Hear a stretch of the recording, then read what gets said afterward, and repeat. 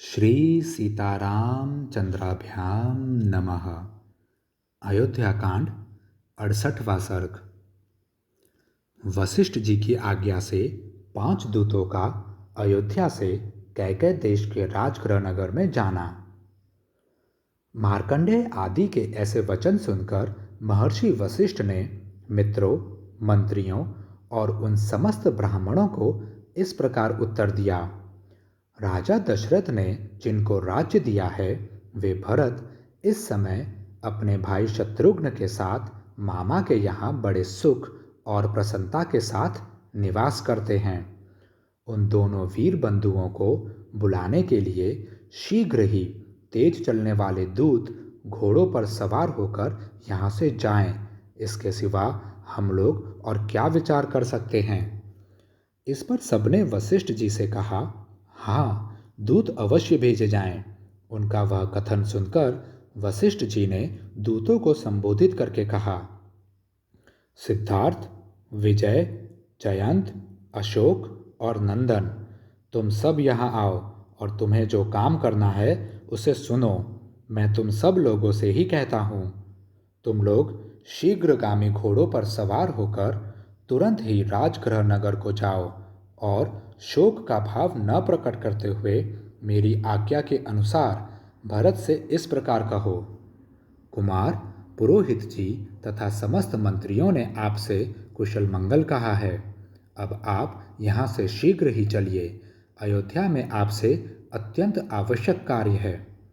भरत को श्री रामचंद्र के वनवास और पिता की मृत्यु का हाल मत बतलाना और इन परिस्थितियों के कारण रघुवंशियों के यहाँ जो कोहराम मचा हुआ है इसकी चर्चा भी न करना।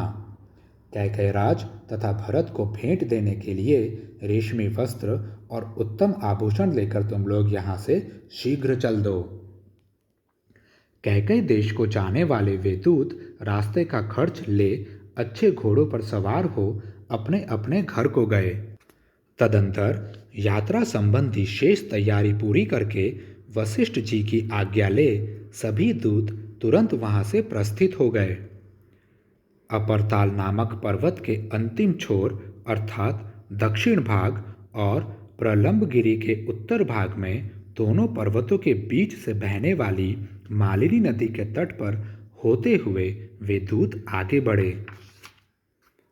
हस्तिनापुर में गंगा को पार करके वे पश्चिम की ओर गए और पांचाल देश में पहुंचकर कुरुजांगल प्रदेश के बीच से होते हुए आगे बढ़ गए। मार्ग में सुंदर फूलों से सुशोभित सरोवरों तथा निर्मल जल वाली नदियों का दर्शन करते हुए वे दूत कार्यवश तीव्र गति से आगे बढ़ते गए। तदंतर वे स्वच्छ जल से सुशोभित, पानी से भरी हुई और भांति भांति के पक्षियों से सेवित दिव्य नदी सरदंडा के तट पर पहुंचकर उसे वेगपूर्वक लांघ गए।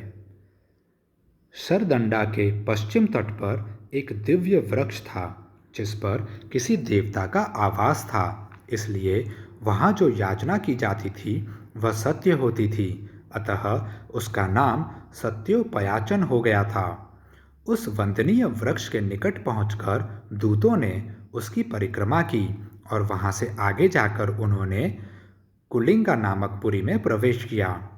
वहां से तेजो अभिभवन नामक गांव को पार करते हुए वे अभिकाल नामक गांव में पहुंचे और वहां से आगे बढ़ने पर उन्होंने राजा दशरथ के पितामहों द्वारा सेवित पुण्य सलीला इक्षुमती नदी को पार किया। वहां केवल अंजलि भर जल पीकर तपस्या करने वाले वेदों के पारगामी ब्राह्मणों का दर्शन करके वे दूत बालिक देश के मध्य भाग में स्थित सुदामा नामक पर्वत के पास जा पहुँचे। उस पर्वत के शिखर पर स्थित भगवान विष्णु के चरण चिन्ह का दर्शन करके वे विपाशा, व्यास नदी और उसके तटवर्ती शालमली वृक्ष के निकट गए। वहाँ से आगे बढ़ने पर बहुत सी नदियों, बावड़ियों, पोखरों, छोटे तालाबों, सरोवरों तथा भांति भांति के वन जंतुओं, सिंह, व्याघ्र, मृग और हाथियों का दर्शन करते हुए वे दूत अत्यंत विशाल मार्ग के द्वारा आगे बढ़ने लगे। वे अपने स्वामी की आज्ञा का शीघ्र पालन करने की इच्छा रखते थे। उन दूतों के वाहन चलते चलते थक गए थे। वह मार्ग बड़ी दूर का होने पर उपद्रव से रहित था। उसे तय करके सारे दूत शीघ्र ही बिना किसी कष्ट के श्रेष्ठ नगर गिरिव्रज में आ पहुँचे। अपने स्वामी का प्रिय और प्रजावर्ग की रक्षा करने तथा महाराज दशरथ के वंश परंपरागत राज्य को भरत जी से स्वीकार कराने के लिए सादर तत्पर हुए वे दूत बड़ी उतावली के साथ चलकर रात में ही उस नगर में जा पहुँचे। इस प्रकार श्री वाल्मीकि निर्मित आर्ष रामायण आदि काव्य के अयोध्या कांड में 68वां सर्ग पूरा हुआ। जय श्री राम।